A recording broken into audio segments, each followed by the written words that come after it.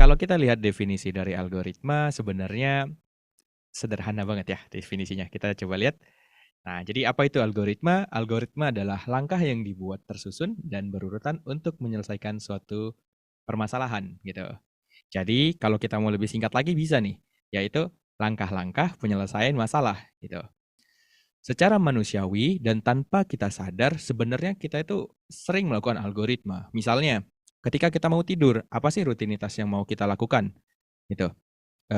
Mungkin beberapa orang, oh ketika mau tidur, aku harus mandi dulu. Mungkin ya, mungkin. Ketika mandi ya rutinitas mandi, misalnya menggosok gigi dan lain-lainnya gitu.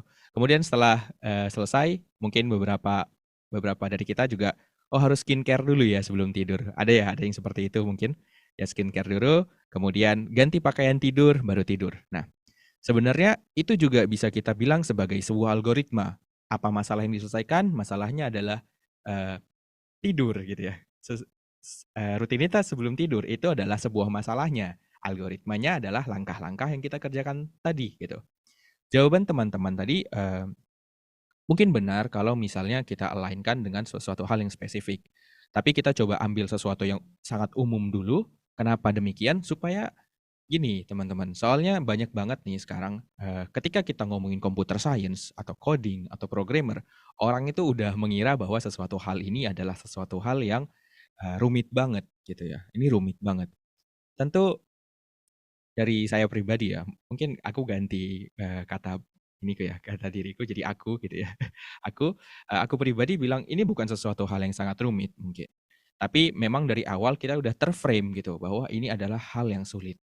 Oleh sebab itu, makanya sebisa mungkin kita coba mengambil definisi yang paling mudah dan paling kita pahami gitu, tanpa harus pakai bahasa yang sulit-sulit ya. Bahasa yang definisi yang paling bagus adalah definisi yang singkat, padat, dan jelas tentunya gitu, dan dipahami ya. Oke, jadi eh, seperti yang aku bilang tadi bahwa secara nggak sadar kita sebenarnya sudah sering banget berhubungan dengan algoritma di dalam seluruh kehidupan kita gitu ya. Dari bangun pagi sampai tidur lagi. Meskipun kita tidak melakukannya secara tertulis atau kita tulis nih gitu ya, eksplisit. Nah, di saat ini kita akan coba untuk melihat sebuah kasus gitu ya. Nanti di sini aku bakal kasih study case terus kita coba lihat nih bagaimana sih kita bisa menyelesaikan suatu permasalahan tersebut gitu.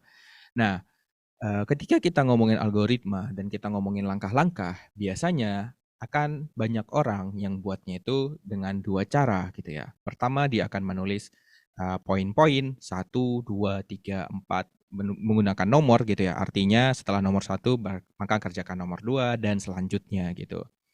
Ada juga yang lebih mungkin lebih interaktif dengan cara kita membuat yang namanya flowchart gitu. Misalnya di sini ada studi gitu ya. Studinya adalah membuka Instagram gitu ya. Jadi bagaimana sih sebenarnya algoritma dalam untuk membuka Instagram gitu. Kita lakukan dari proses mulai gitu ya. Kemudian kita coba login Instagram, maka kita akan masukin nama dan password. Nah, ketika kita masukin nama atau username ya, mungkin username dan password, maka komputer akan melakukan pengecekan gitu. Nah, pengecekan ini ada dua tentunya, sesuai atau tidak sesuai. Jika tidak sesuai, maka kita akan dimintakan lagi, gitu ya. Kita akan diminta lagi untuk memasukkan password yang sesuai, kemudian kita akan melakukan pemeriksaan lagi, gitu. Jika sudah sesuai, maka kita akan masuk ke ini ya, berandanya dari Instagram. Maka kita sudah buka Instagram. Biasanya algoritma akan dituliskan dalam bentuk-bentuk seperti ini, gitu.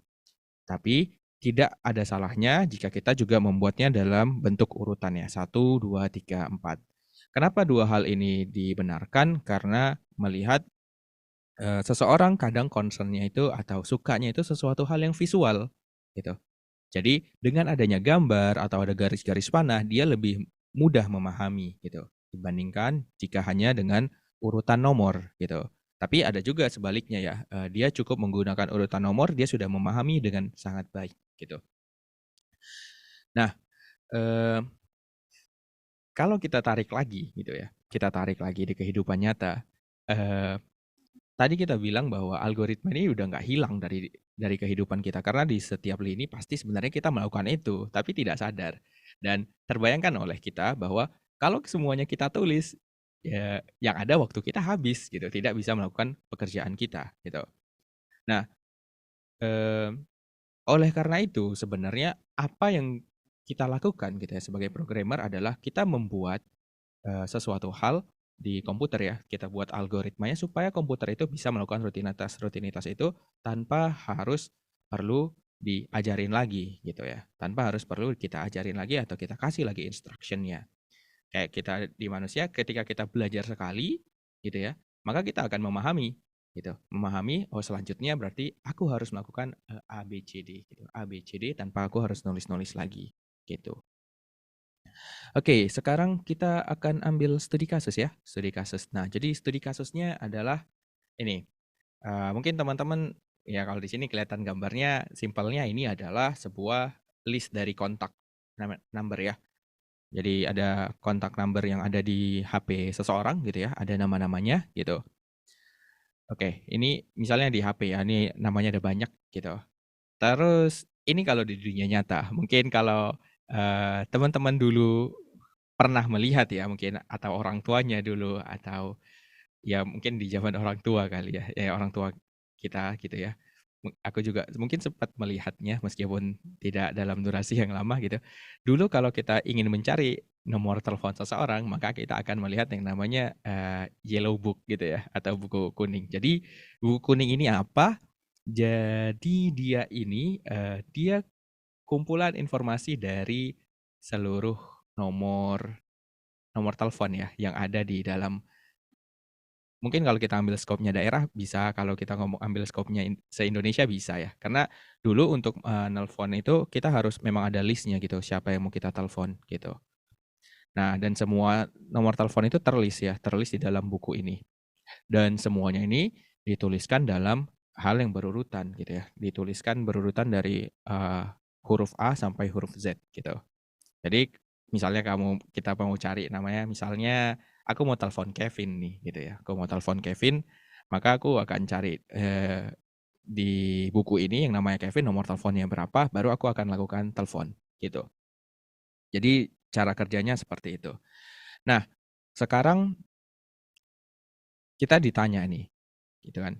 Misalnya kita dikasih case, bagaimana kita bisa menemukan nomor telepon yang namanya John misalnya.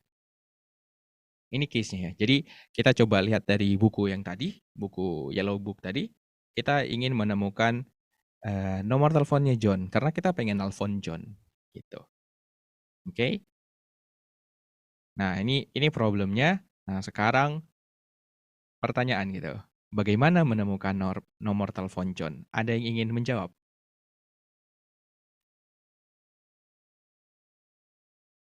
Silahkan raise hand ya kalau ada yang mau jawab.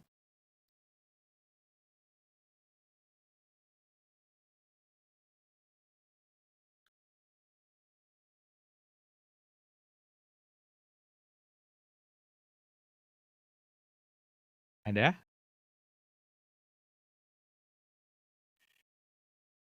Oke. Nggak masalah ya, karena kita tidak akan menilai benar atau salahnya, karena di sini kita posisinya untuk diskusi ya, kita akan diskusi.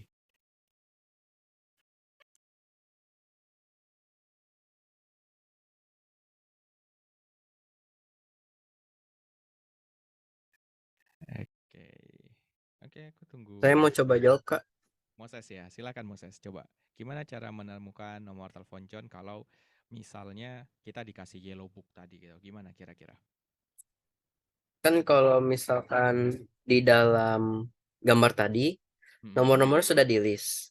betul. Nah, di Sudah situ di-list. kita di situ kita tinggal cari mungkin nomor atas nama John di dalam list tersebut.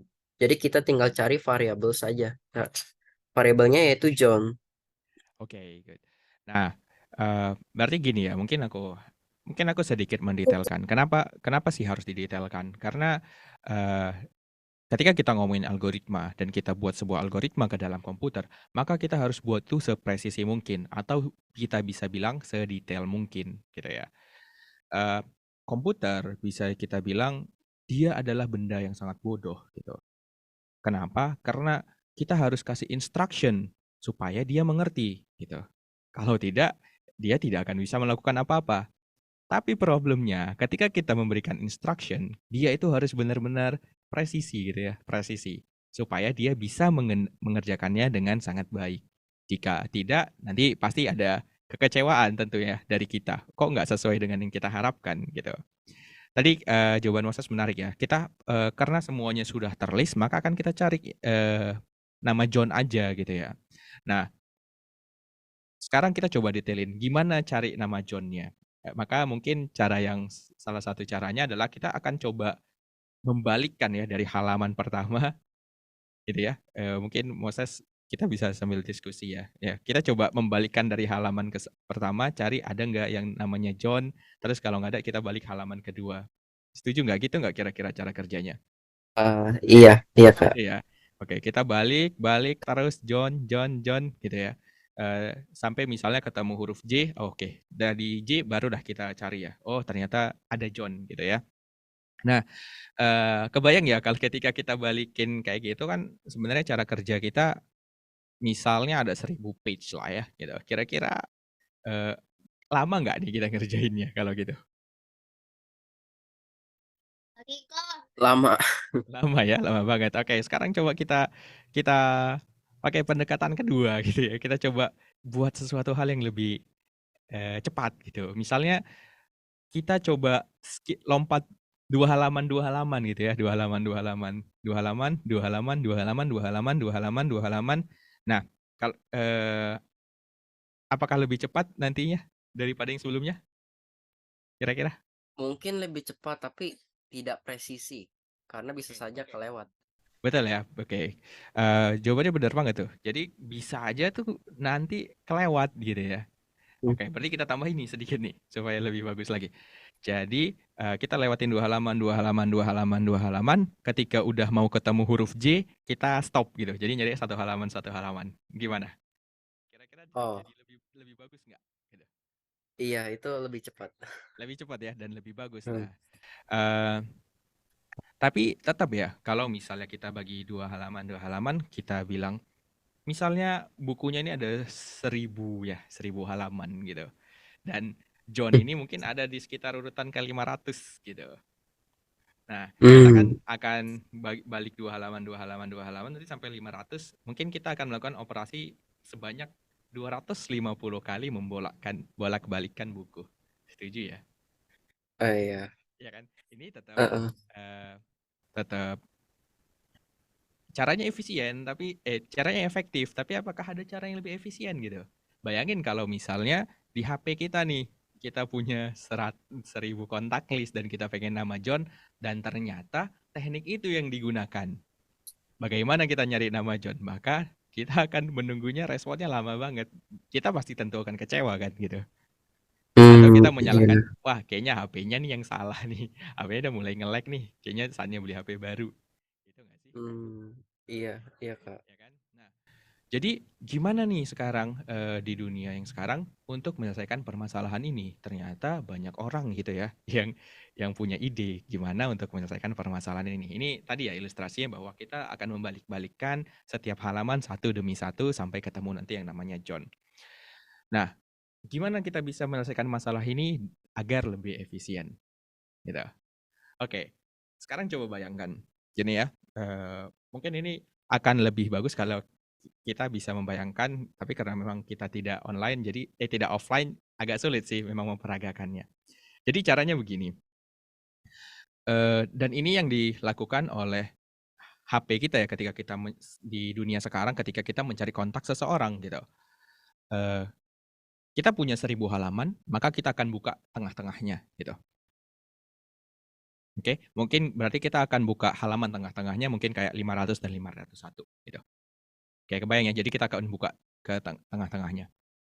Oke, kemudian apa yang kita lakukan? Kita akan lihat sisi kanan dan sisi kiri. Kira-kira bagian mana yang terdapat John? Gitu. Bagian mana yang ada indeks J? Oke, biasanya kalau kita kan A, B, C sampai Z kan mungkin tengah-tengahnya itu di huruf apa sih? Huruf K lah ya, misalnya ya, K gitu ya. Misalnya di K. Maka, K kita bagi, potong J kan JK ada sebelah kiri ya, gitu ya.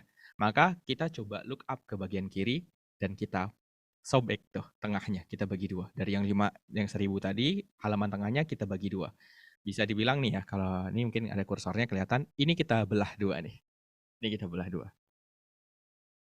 Oke, jadi kita akan look up yang bagian sebelah kirinya aja. Dan total halamannya jadi tinggal 500 ya, gitu. Kemudian apa yang akan kita lakukan selanjutnya?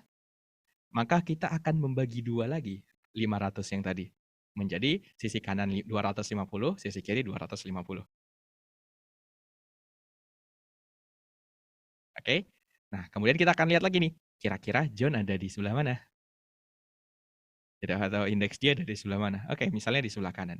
Oke, kita akan potong lagi sebelah kirinya, kita buang. Tinggallah 250 halaman. Nah, 250 halaman ini akan kita lihat lagi sisi kanan dan sisi kirinya. Mana kira-kira yang huruf J? Gitu. Dapat misalnya di kiri, kita potong lagi, potong lagi, potong lagi, dan nantinya pasti tinggal 1. Oke, ada yang kebayang nggak? Atau ada yang ingin bertanya dulu mengenai ini? Kebayang sih, Kak. Tapi Kebayang ya? mungkin Apa? kalau misalkan kayak gitu, berarti Hmm. datanya itu emang harus terstruktur ya, tidak bisa kompleks. Misalkan kalau di komputer tuh bisa saja kayak J-nya itu ada di mana-mana, Oh, nggak ya. terkelompok gitu. Good question. Nah, tadi karena kita ngomonginnya konteksnya ini, karena di phonebook itu juga semuanya terurut gitu ya. Jadi, case-nya adalah ketika kondisinya terurut. Kalau misalnya kondisinya tidak terurut, beda kasusnya. Itu akan beda kasus dan cara pendekatannya juga akan berbeda gitu. Nah, Oh, oke. tapi, oke, kita bakal ngelihat scope yang di sini ya, semuanya itu terurut gitu. Dan kamu bisa ngelihat ya, dari yang kita tadi operasinya yang banyak sekali, gitu ya, mungkin teman-teman lain juga bisa membayangkan ya, operasi yang banyak sekali dari yang 500, sekarang dengan teknik itu kita bisa operasinya mungkin, 50 kali lipat gitu, ya, gitu kan. Dari 1000 jadi 500, 250, 125 gitu ya. Ukurannya itu selalu kita kecilkan dan kita cari solusi. Kira-kira kemungkinan solusinya itu ada di bagian mana sampai ketemu solusi gitu. Ini analisisnya ya. Jadi ini tadi tekniknya yang kita bicarakan. Misalnya ada 1000 halaman, kita buka tengahnya, kita lihat sisi kanan, sisi kiri, mana yang mengandung section J atau John ya. Kalau misalnya sisi kiri, buang sisi yang tidak mengandung John, misalnya kiri yang tidak ada John-nya gitu ya, kanan ada John-nya, maka kita buang sisi bagian kiri. Kita akan cuma lihat sisi bagian kanan, kemudian kita buka halaman tengahnya lagi, dan lakukan hal ini terus-menerus gitu. Gitu. Dan ketika kita lihat analisisnya gitu ya, di sini kalau misalnya kita melakukan teknik yang biasa, kita akan melihat di 1000 halaman gitu ya, ada 1000 halaman dan misalnya John ada di halaman ke-500, maka kita perlu 500 kali gitu untuk membolak-balikkan halamannya sampai menemukan John gitu. Tapi dengan teknik yang kita buat, kita tuh cuman butuh ternyata 10 kali loh gitu. Nah, ini dari halaman 1000 kita balikkan sekali gitu ya. Kita balikkan lagi sekali, kita balikkan lagi sekali, ini angkanya kan berkurang ya, yang kita lihat datanya, kita balikkan sekali, balikkan, dan di sini totalnya sampai tersisa 1, ternyata kita hanya perlu melakukan 10 kali, gitu. Makanya di sini kita lihat bahwa ternyata bisa sampai 50 kali lebih efisien, gitu, lebih cepat. Makanya ketika kita buka HP gitu ya, ketika kita buka HP, itu cepet banget nih kita dapat, "Oh ternyata, nomornya John itu ini ya," gitu. Cepet banget, gitu. Nah, inilah yang kita sebut biasanya kalau di materi, tekniknya adalah teknik binary search gitu. Binary search ini dia masuk ke dalam kelompok, algoritma searching gitu ya, algoritma searching atau algoritma pencarian yang dia masuk ke bagian divide and conquer gitu. Artinya apa?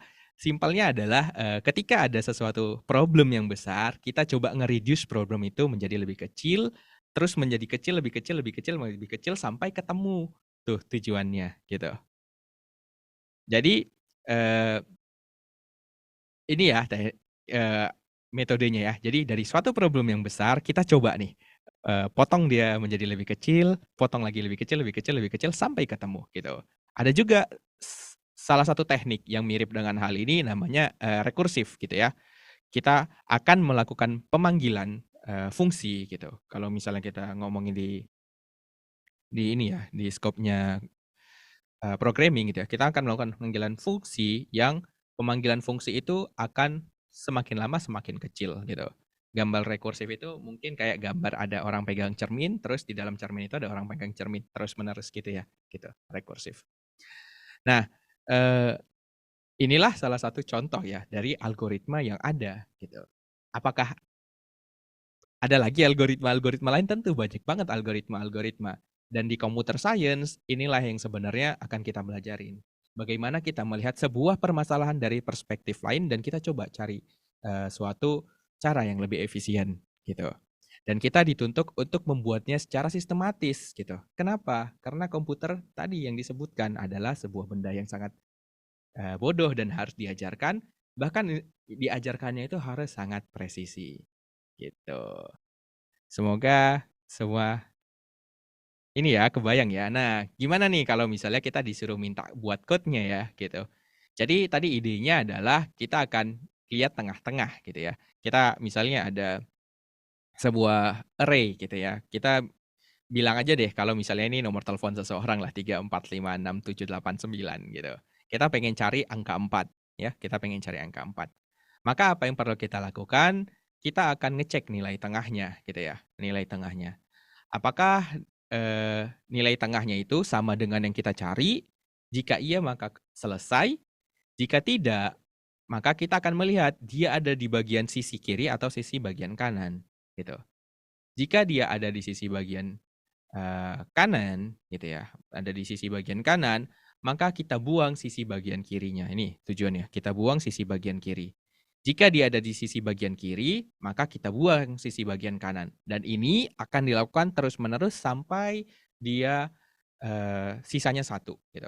Kalau sisanya satu artinya yang kita cari pasti ada di tengah-tengah gitu, pasti ada di tengah-tengah gitu ya. Nah, kalau dilihat ya, coding-nya itu atau code-nya itu sebenarnya sedikit banget gitu ya, sedikit banget. Tapi bagaimana kita reach sebuah idenya menjadi dan kita konversi menjadi sebuah kode. Nah, kebanyakan orang mereka sudah takut duluan nih, wah buat kodenya itu susah banget gitu. Dan ini adalah perspektif yang, harus kita luruskan gitu. Sebenarnya buat code-nya itu tidak sesulit yang kalian bayangkan gitu. PR pertama yang harus kita kerjakan adalah kita coba solve dulu permasalahannya tanpa menggunakan kode, gitu. Ketika kita bisa menyelesaikan permasalahannya tanpa menggunakan kode, maka step selanjutnya adalah translate, gitu. Sama seperti kita misalnya membuat esai ya, misalnya kita, eee, s apa ya, bahasa ibunya adalah bahasa Indonesia, maka mungkin ketika kita buat esai, kita bakal buatnya itu bahasa Indonesia dulu nih, gitu. Sampai semuanya komplit, barulah kita translate menjadi bahasa Inggris, gitu. Nah, sama di sini kita coba selesaikan masalahnya dulu nih tanpa programming, gitu. Lalu ketika sudah selesai, barulah kita translate menjadi sebuah bahasa pemrograman. Dan ketika persoalan translate, maka, problemnya jadi tidak sesulit yang kita bayangkan. Kenapa? Karena kita bisa cari di internet di mana-mana gitu ya. Bagaimana cara melakukan ini, bagaimana cara melakukan itu. Sama seperti kita membuat esai, ketika kita sudah buat bahasa Indonesianya semuanya, maka kita akan cari, apa bahasa Inggrisnya ini, apa bahasa Inggrisnya itu, gitu. Jadi, persoalan kita tuh jadi lebih mudah gitu ya. Jadi persoalan kita jadi sangat mudah gitu. Nah, disinilah yang coba kita tekankan di dalam belajar computer science di Wardaya gitu ya. Kita akan belajar mengenai berpikir yang sistematis dan kita akan melihat permasalahan-permasalahan dan kita coba lihat bagaimana perspektif dari sudut pandang lain dan buat dia menjadi lebih efisien, gitu. Nah, mmm, di Wardaya sendiri kita selalu menekankan konsep bahwa ketika kita belajar programming, mungkin ibaratnya seperti kita belajar membawa kendaraan gitu ya. Mungkin kita sebutlah mobil gitu ya. Misalnya tadi aku ya, Kevin ya, Kevin, belajar bawa mobil mobil gitu. Kendaraan pertamanya Innova gitu. Maka ketika Kevin bisa bawa mobil Innova, dia akan bisa juga bawa mobil yang lain gitu. Nah, kenapa demikian? Karena pada dasarnya yang diajarkan itu adalah bukan belajar mengendarai mobil Innova, tapi belajar mengendarai mobil, gitu ya. Ini dua hal yang berbeda, sangat berbeda.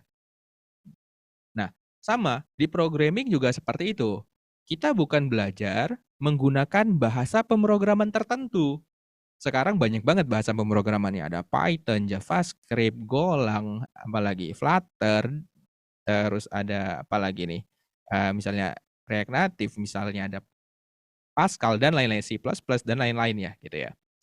Nah, kita tuh nggak akan bisa ngikutin tren itu, kita nggak akan bisa ngikutin tren karena bahasa pemrograman ini cepet banget gitu. Nanti tahun depan bisa aja ada lagi yang muncul gitu.